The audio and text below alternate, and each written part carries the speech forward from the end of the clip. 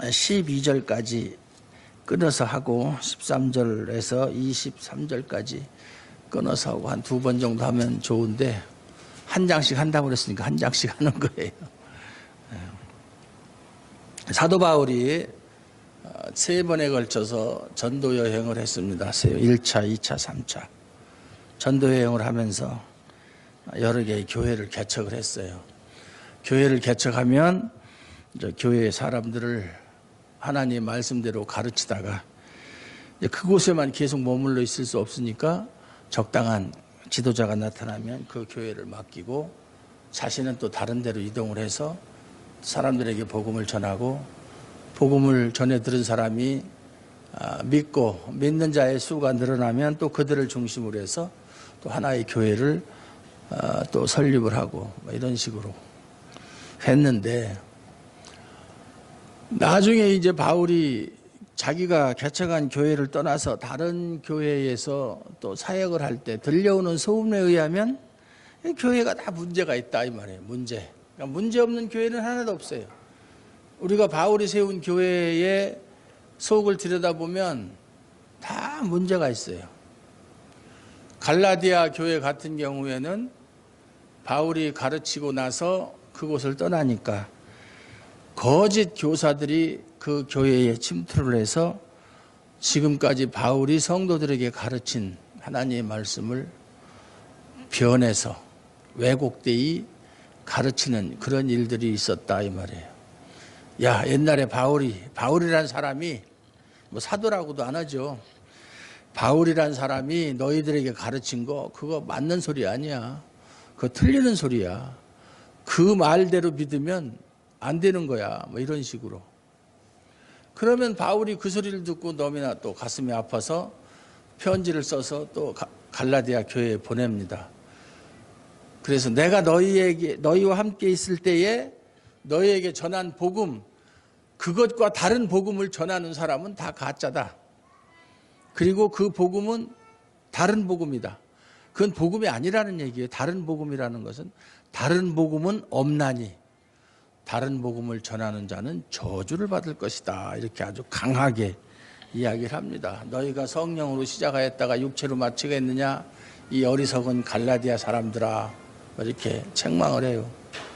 또 고린도 교회 같은 경우에는 또 나중에 이야기를 들으면 파당이 생겨가지고 나는 뭐 바울파요, 나는 아볼로파요, 나는 베드로파요, 나는 예수파요 이렇게 네 파로 옛날 우리나라 조선시대 때 사색 당파가 있었던 것처럼 뭐 남인, 북인, 뭐 노론, 소론 뭐 동인하고 동서인이 갈라지고 또 남인, 북인이 갈라지고 하여튼 조선조 왕들이 그 당파 싸움 때문에 엄청 스트레스를 받았을 거예요.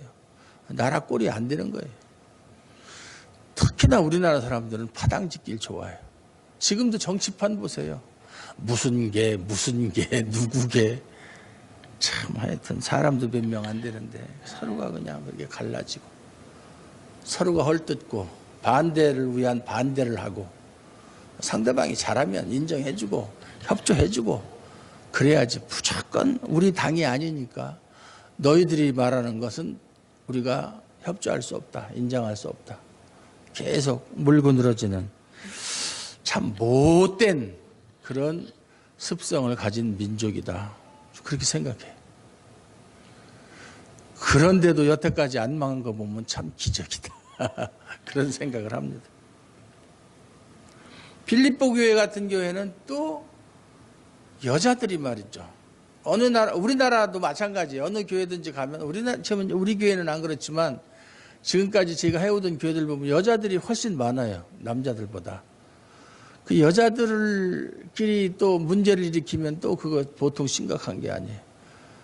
그 빌립보 교회 같은 경우에는 그 유디아나 순두개라는 그런 사람들이 서로가 그 주권 쟁탈전이죠. 그러니까 서로가 주권을 쟁탈하기 위해서 싸우고 분쟁을 일으키는 그 사도 바울의 마음을 아프게 했던 그런 기억들이 있고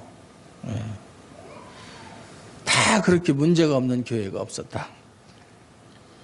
이 로마 교회는 뭐 바울이 세운 교회는 아니지만 이 로마 교회도 역시 마찬가지로 문제가 있었다.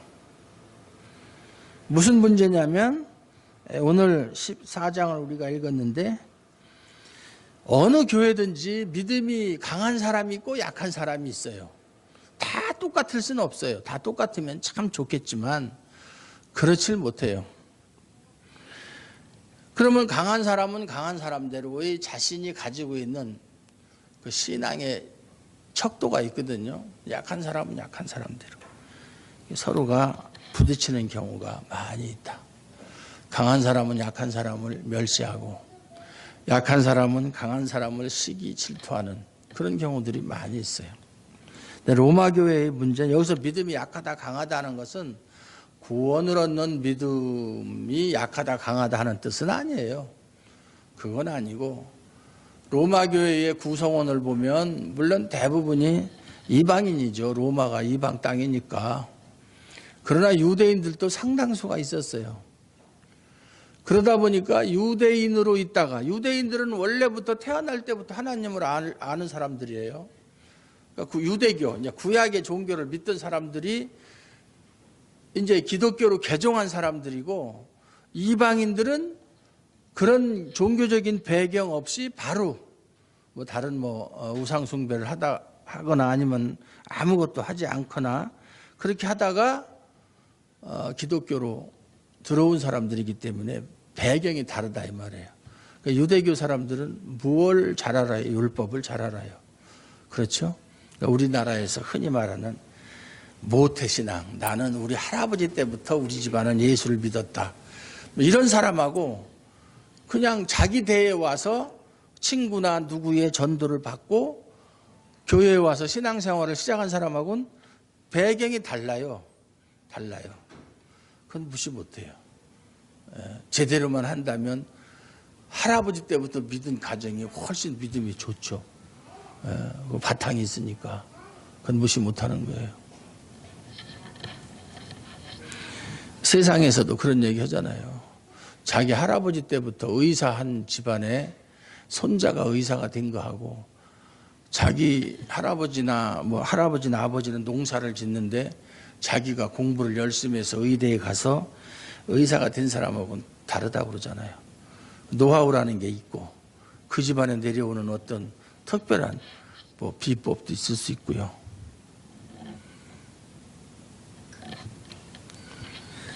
이 사람들은 유대교에 있을 때 자기들이 지키던 그 율법, 그것을 버린다는 것이 너무나 힘든 일이에요.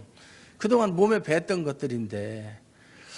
그래서 예수를 믿음으로 구원을 얻는다. 그리고 율법은 예수님께서 다 완성하셨기 때문에 이제는 우리가 율법에 얽매일 필요가 없다. 이렇게 이야기는 듣지만 실제의 삶 속에서는 그것이 이렇게 쉽지 않아요. 그래서 안식일날을 우리가 지켜야 될 것이 아니냐. 안식일날. 주일날만 지킬 것이 아니라 안식일도 지키자. 그 다음에 뭐냐면은 절기.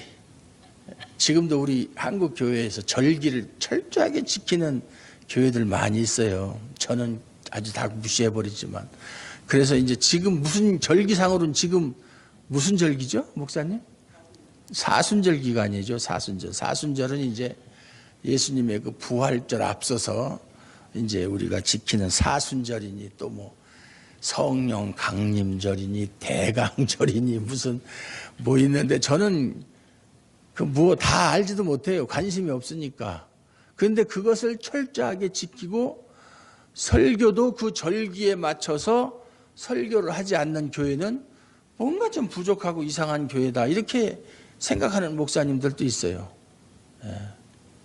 그 대구에 있는 성서 아카데미를 운영하는 정용섭 목사님이라고 있는데 그분은 자유주의 신학을 공부했으면서도 절기만큼은 철저하게 지키는. 그래서 어떤 목사님이 만약에 제 설교를 듣는다면 아이고 무슨 사순절 기간에 무슨 로마서 14장을 하고 전혀 이거는 아니다 이렇게 판단을 할 거예요. 그런 절기 문제라든가, 그래서 이날을 저날보다 낮게 여기고, 또 어떤 사람은 다 날은 다 똑같은 것이지 무슨 뭐 특별한 날이 따로 있느냐, 이날도 하나님이 만드신 거고 저날도 하나님이 만드신 것이지, 이렇게 생각하는 사람. 또 음식 먹는 것도 그들은 정결법에 따라서 먹어서는 안 되는 음식이 있고 먹을 수 있는 음식, 그런 게 있단 말이에요. 음식물 규례에 대한 법이 있어서. 그러니까 음식도 가려서 먹었다 이 말이죠. 특히 고기 같은 거 시장에서 파는 거, 이 고기가 이게 그냥 고기를 돼지를 잡아서 갖다 파는 거냐, 아니면 이 고기가 일단 한번 그 우상의 제물로 쓰였던 고기냐, 이렇게 따져가지고 우상의 제물로 쓰였던 고기를 먹게 되면 우상의 제물을 먹는 것이니까 그것은 범죄하는 것이다, 이렇게 생각하는 사람도 있고, 야, 음식은 다 똑같은 거야. 어? 고사 지낸, 뭐 우리 예수 믿는 사람들도 그렇잖아요. 교회에서도, 한국교회 성도들도 고사 지낸, 이거 고사 지낸 떡인데 이거 먹어 그러면, 아이고 이거는 우상제물인데 이거 먹으면 이거 괜찮은가, 꺼림칙하게 생각하는 사람이 있고, 아이 뭐 우상 고사를 지낸 떡이든 제사 지낸 떡이든 떡은 떡이지, 예?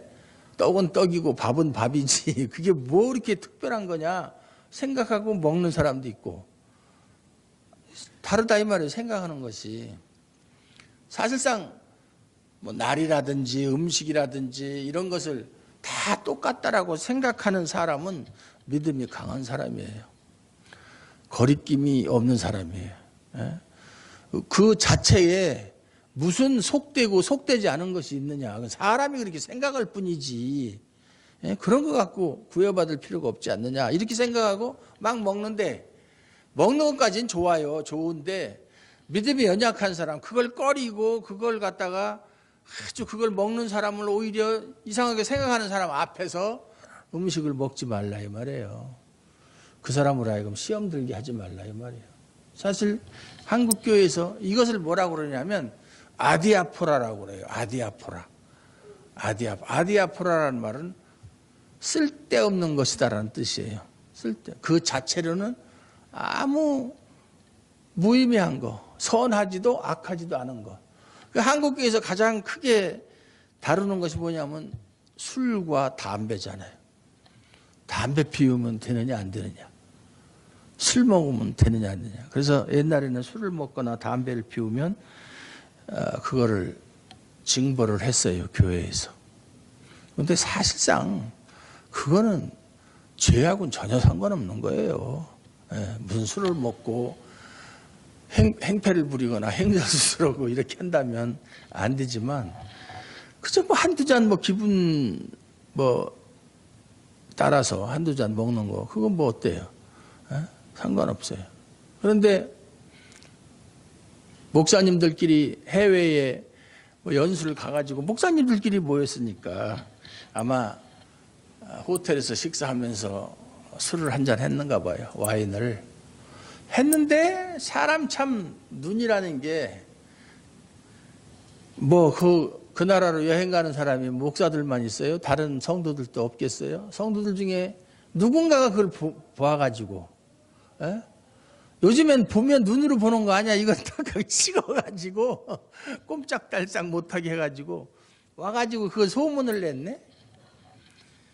그랬으면 그래, 우리 한잔 했다, 우리 목사들끼리 모여서 그 와인 한잔 했다, 이렇게 하면은 뭐 아무 일도 없는데, 그걸 굳이 그걸 변명하고 그런 적이 없네, 우리는 그 호텔에 간 적이 없네, 이렇게 하다 보니까 일이 더 커지는 거예요. 그래, 먹었다 어쩔래, 이렇게 그렇게까지는 할 수 없지만, 그래 그때 분위기상 목사님들끼리 모이고 그래서 그냥 한 잔 먹어본 거다, 이렇게 얘기하면 끝나는 거지. 그렇다고 해서 뭐 목사님 해외 나가서 와인 한 잔 했다면서요, 호텔에서 식사하면서, 그러면 우리 교회 당장 떠나세요, 이렇게 하는 교회는 없잖아요. 그런데 지혜스럽게 일을 처리하지 못해서 오히려 긁어부스럼을 만드는 바람에 아닌 게 아니라 교회를 떠난 목사들이 여러 명 있어요. 나중에는 뭐라고 얘기해요? 성도들이 술 먹은 건 괜찮은데 왜 거짓말하느냐 말이야. 안 먹었다고. 그 호텔에 간 적도 없다고 그러고. 그게 더 나쁘다는 거예요. 사실 그렇잖아요. 그게 나쁘잖아요. 증거가 있는데. 근데 그런 거 가지고 너무 예민하게 마치 술이나 먹고 담배 피는 사람은 믿음이 아주 없는 사람인 것처럼 매도하는 그런 일들이 많이 있었다. 그건 아니에요.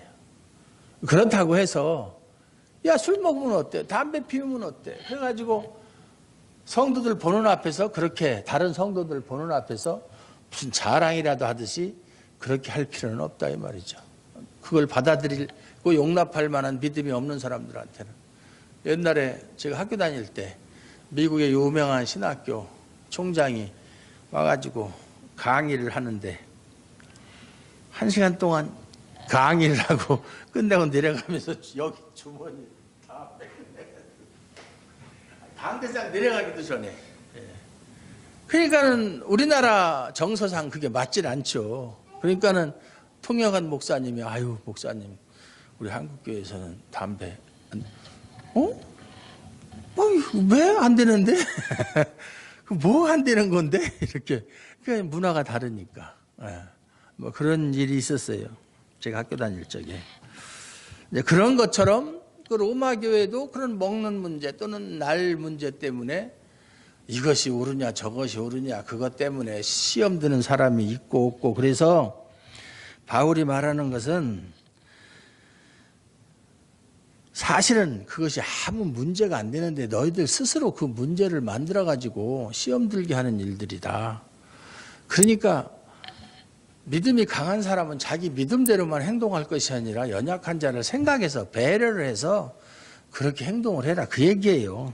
그러면서 다 누구든지 다 자기의 신앙을 가지고 있고 사도 바울이 얘기하는 것이 우리 중에 누구든지 먹는 것도 주를 위해서 먹는 사람이고 안 먹는 것도 주님을 위해서 안 먹는 것이고 우리 중에 누구든지 자기를 위하여 사는 자가 없고 자기를 위하여 죽는 자도 없지 않느냐. 우리가 살아도 주를 위하여 살고 죽어도 주를 위하여 죽는 그런 사람들인데 그래서 우리가 사나 죽으나 다 우리가 주님의 것인데 이것 때문에 이렇게 하기 위해서 이렇게 살기 위해서 예수님께서 죽으셨다가 다시 살아나서 모든 사람들의 죽은 자와 산 자의 주님이 되신 거 아니냐. 주님 안에서는 다 똑같은 사람들이고 그런 거 가지고 서로 상처 주고 상처받고 그렇게 하지 말아라 그 말이에요. 대승적 차원에서 좀 생각을 하자 이 말이죠.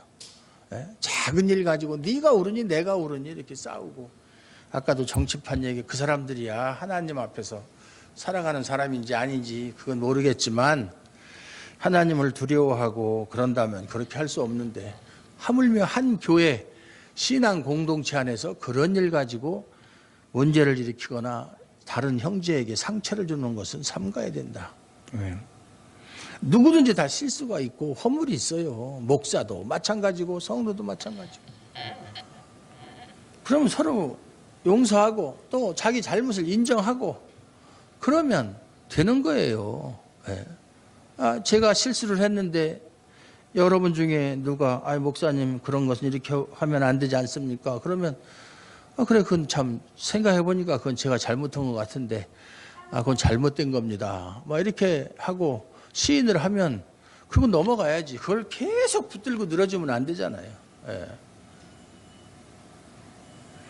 우리가 다 하나님 앞에서 주님의 영광을 위해서 살아가는 사람들인데 그렇게 하면 안 된다. 나중에 심판대 앞에 섰을 때에 우리의 모든 말과 행동이 다 드러나지 않는 것이 없다. 여기 보면 이 12절에 보면 이러므로 우리가 각인이 자기 일을 하나님께 직고하리라. 자기가 한 일을 입으로 다 고한다는데 실제로 그렇다는 게 아니라 우리가 한 행동, 말, 심지어는 마음에 먹었던 생각까지도 하나님 앞에서는 숨길 것이 하나도 없다. 그 말이에요. 다 알고 계신다는 이야기예요. 하나님은 전지전능하신 하나님이시죠. 글자 그대로 하면 모든 것을 알고 모든 것을 하실 수 있는 하나님이에요. 그것이 물론 글자적인 의미는 아니지만 그러면 하나님이 들을 수 없을 만큼 큰 바위가 있을 수 있습니까? 없습니까? 하나님이 들을 수 없을 만큼 큰 바위. 예? 그런 바위를 하나님이 만들 수 있습니까? 없습니까? 그거는 이제 사실은 말이 안 되는 소리죠.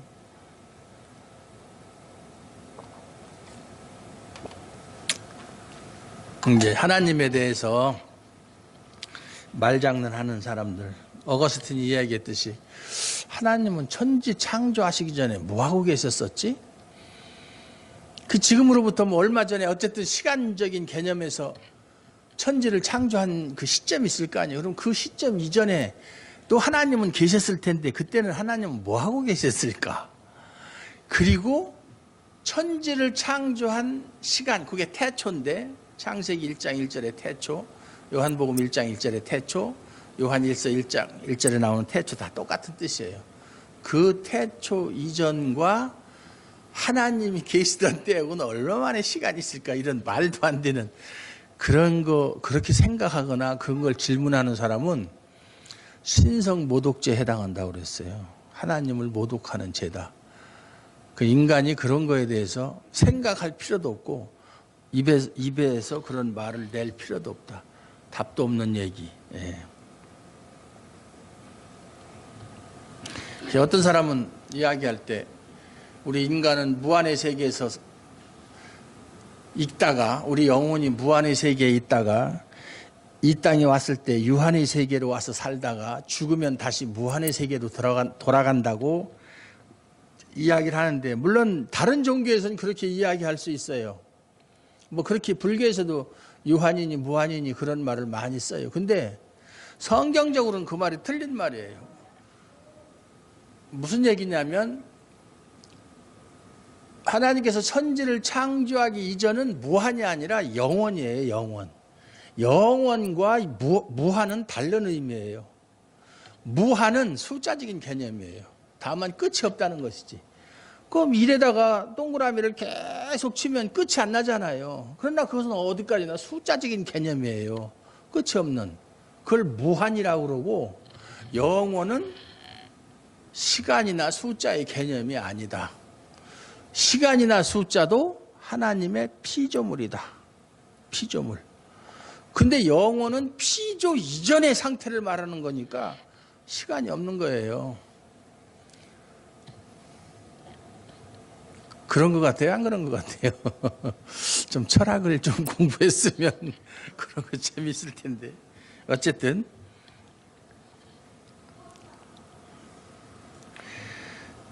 (13절에서는) 스스로 속된 것이 없다.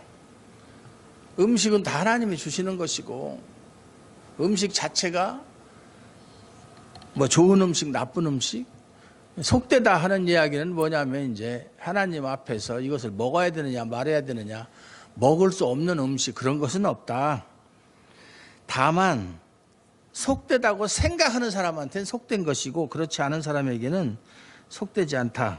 그러면서 아까 얘기한 대로 그런 식물 문제로, 아무것도 아닌 문제로 형제를 식물로 많게 말라. 그것 때문에 그 사람의 신앙에 상처를 주어서 만약에 신앙적인 어떤 피해가 온다면 그건 참 큰일이고 심각한 일이죠.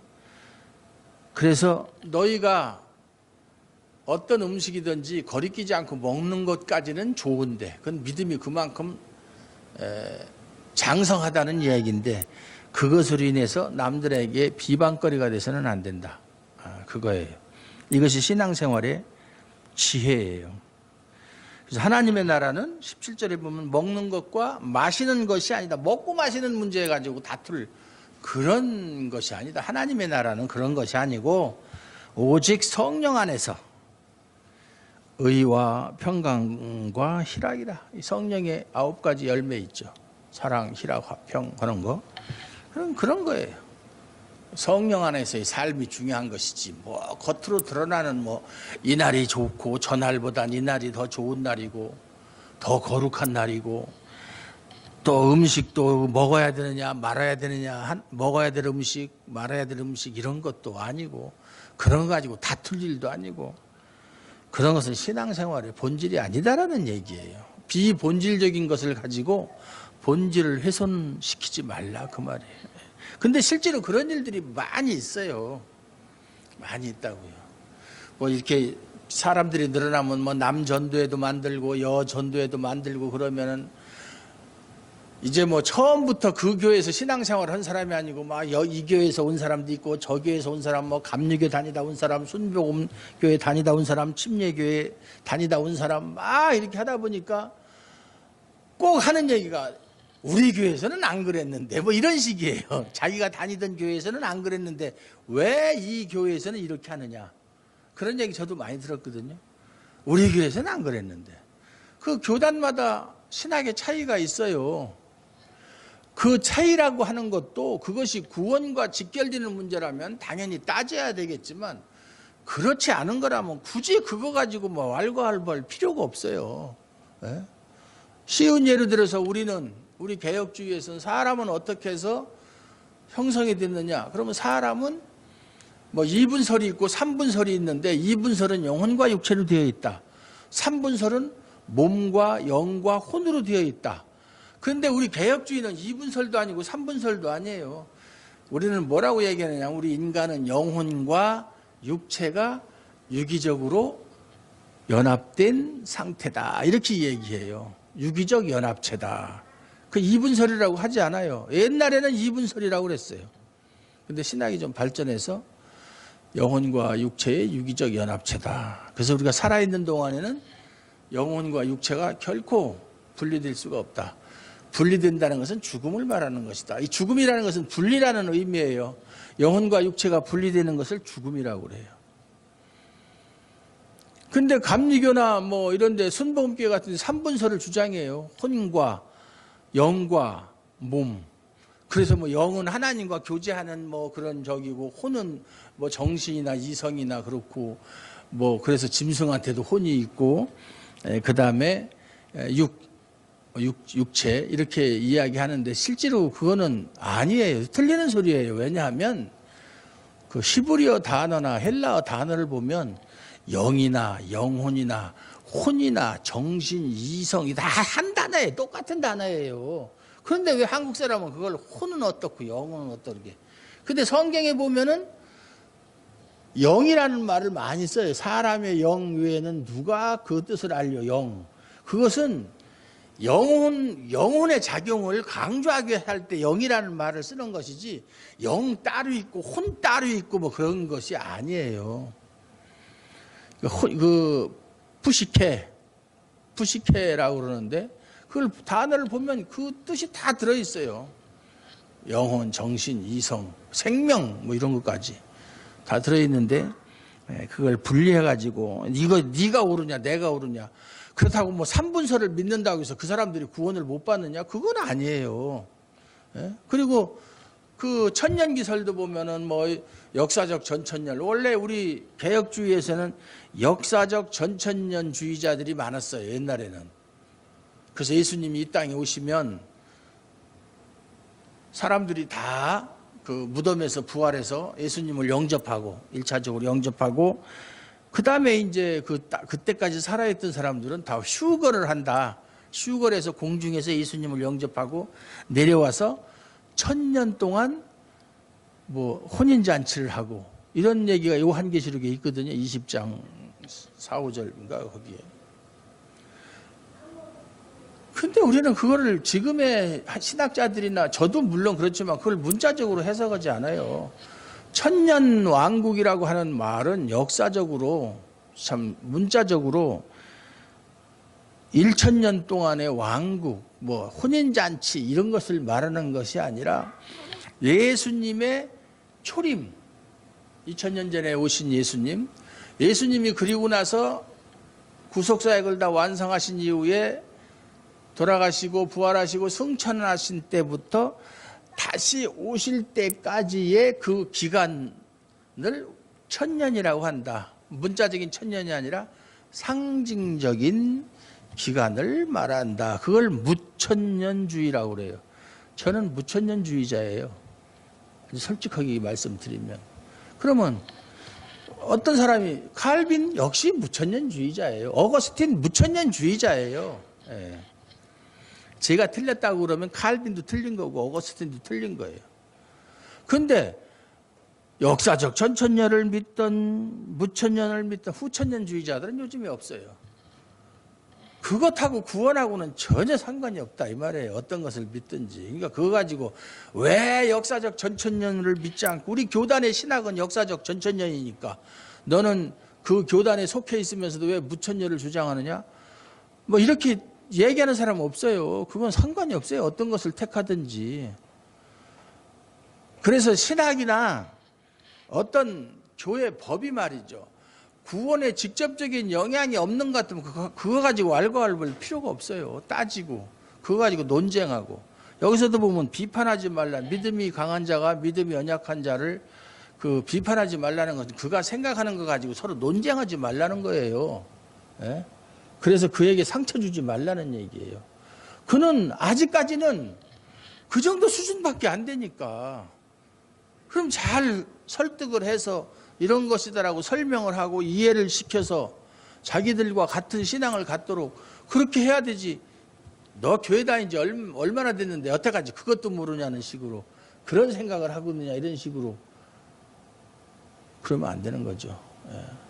참 사람은 말이죠, 하찮은 일 가지고 상처를 받고 하찮은 일 가지고 교회를 떠나고, 특히 요즘의 성도들은 유리 신자예요. 유리. 살짝만 건드리면 깨져버려. 아무것도 아닌데. 옛날에는 말이죠, 목사님한테 야단을 맞고, 윤석전 목사 있는 그 연세 중앙교회는 목사가 회초리를 때려도 회초리를 맞고서도 교회를 다닌다는데, 아이고 우리 교회에서 회초리를 때린다? 그러면 때리기 전에 내 멱살 잡고서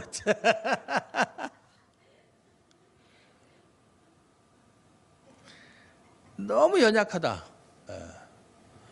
그리고 제가 만약에 무슨 말을 했으면 그 말을 좀 새겨들어야 되는데 그걸 그냥 그대로 고지고대로 듣고 오해하고, 오해하기 전에 아니 목사님 이렇게 저한테 말씀하셨는데 무슨 뜻으로 하신 말씀이죠? 확인을 하고 이렇게 하는 과정 없이 그냥 한마디 딱 들으면 그거 가지고 자기 혼자서 그냥 지지고 볶고 하다가 아닌가 보다 그러고 이제 교회를 안 나오고 그러는 일들이 있다. 우리 교회에도 있어요. 그런 일들이. 물론 그렇게 하도록 한 것은 제 책임이에요, 사실은. 근데 변명할 기회라도 줘야 될 거 아니에요. 변명할 기회라도. 그거 없이 일방적으로 가버리면은, 어떻게, 나는 어디다 하소연할 데도 없잖아요. 내 말 좀 한 번이라도 좀 들어보지. 여기 계신 분들은 제발 좀 그러지 마시기를. 그리고 저는 항상 하는 얘기지만, 좋은 교회 얼마든지 있을 수 있어요. 그러면 이사를 간다든지 아니면 어떤 이유로 있든지 목사님 저 다른 교회 가겠습니다. 얘기하고 가라는 거예요. 그러면 제가 아이고 왜 다른 교회로 갑니까? 안 그런다고 그랬잖아요. 저는 한 번도 지금까지 그래 본 적이 없어요. 목사님 딴 교회로 가겠습니다. 그러면 열심히 해라. 그 교회가 잘못된 교회만 아니라면, 이단 교회만 아니라면 가겠다는, 그게 신앙의 양심의 자유가 있어요. 여러분에게는 어느 교회를 택하든 그 자유가 여러분에게 있는 거예요. 그걸 교회에서 안 가르쳐서 그렇지 그런 자유가 여러분에게 있는 거예요. 진리를 찾아서 마음대로 행동할 수 있는 자유가 여러분에게 있어요. 양심에 따라서, 신앙 양심에 따라서 행동할 자유가 있는 거예요. 진리의 자유와 신앙 양심의 자유 두 가지가 성도들에게 있어요. 그거를 제어하거나 막을 권리가 아무에게도 없어요. 목사도 그렇게 못해요. 가겠다는데. 가겠다는 사람 붙잡으면은 그 사람이 거기서 남아가지고 신앙생활 해요? 안 해요. 이미 벌써 마음이 떠나면 소용이 없는 거예요. 다만 좀 말하고서 가라는 얘기지. 말 좀 하고서.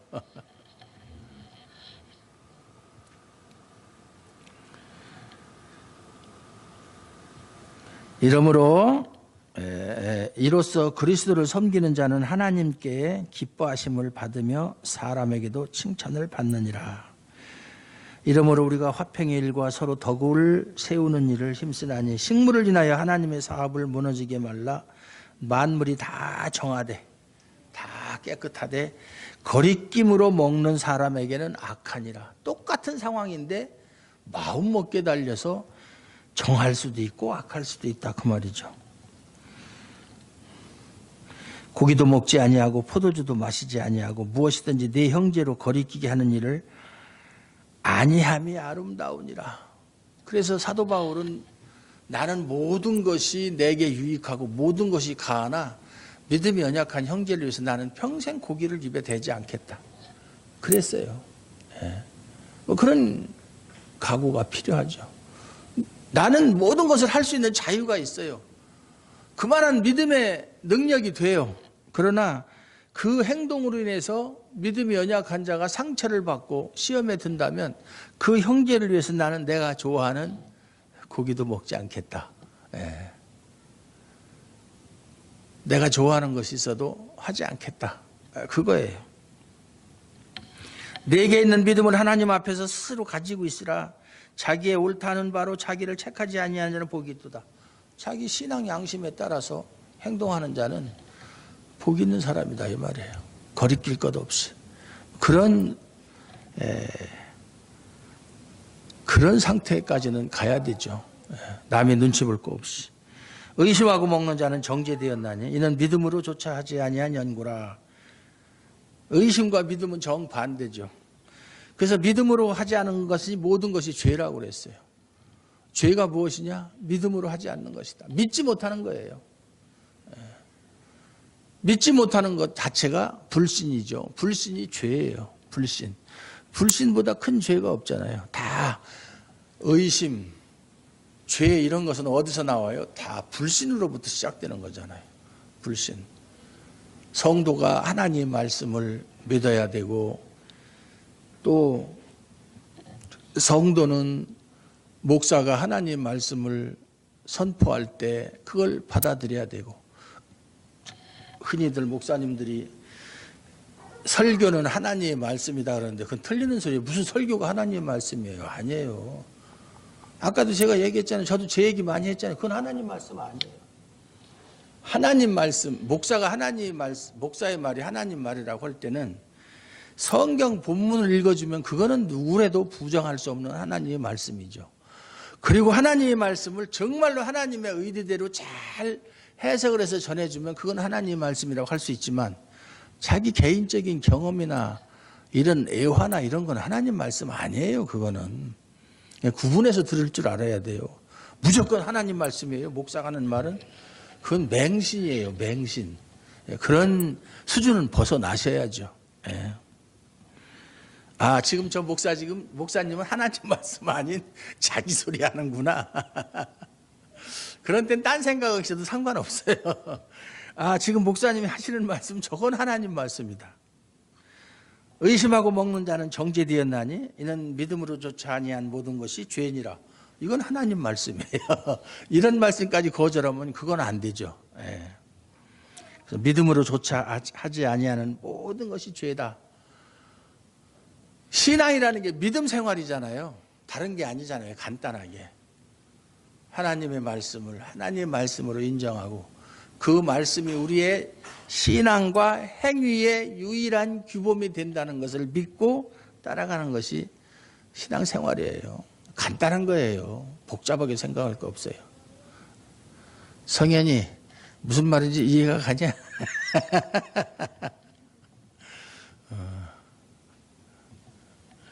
진지하게 듣고 있네 아주. 근데요 이제 중학교 1학년 올라가는데 저 정도 되면 계속 들으면 머릿속에 남는 게 있어요. 원래 설교는 사람의 이성으로 듣는 게 아니라 영혼이 듣는 거예요. 그래서 어린이 교육의 전문가가 말하기를 사람은 4살부터 설교를 들을 수가 있대요. 4살 때부터는. 그 이전에는 못 들어도. 자꾸 들려주면 걔가 머릿속에 그것이 축적이 된다는 거예요. 축적이 된다는 거예요. 그래서 우리 교회가 주일학교를 금년 안에는 어떻게 좀 시작을 하려고 지금 계획을 세우고 있어요. 기도하십시다. 하나님 아버지 감사합니다. 오늘도 귀한 시간 허락하여 주시고 하나님의 자녀가 교회에서 어떻게 행동하고 어떻게 형제를 대해야 되는가를 말씀을 통해서 배웠습니다. 한 형제라도 그 형제를 지으신 이가 하나님이요, 그 형제를 우리에게 보내주신 분도 하나님이시오. 그 형제도 우리와 똑같은 하나님의 자녀이니 사랑으로서 대할 수 있는 마음 주시고 형제를 실족케 하는 일을 하지 않도록 늘 성령으로 충만케 하여 주시옵소서. 그래서 우리 주아름교회는 정말 성령이 충만한 교회, 믿음이 연약한 자를 사랑과 희락과 화평으로서 용납하고 이해하고 감싸주는 그러한 교회가 되게 하여 주시옵소서. 예수님 이름으로 감사드리옵고 기도하옵나이다. 아멘.